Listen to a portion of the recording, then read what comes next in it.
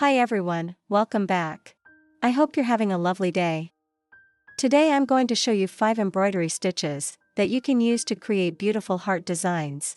Each stitch is easy to follow and perfect for adding a sweet handmade detail to your clothes or fabric projects.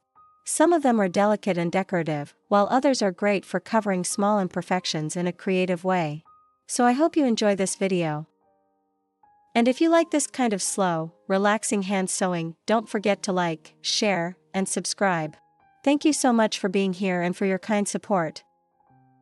By the way, if you're a beginner, don't worry, I've added step-by-step tutorials for these stitches at the end of the video. I hope they'll help you follow along more easily.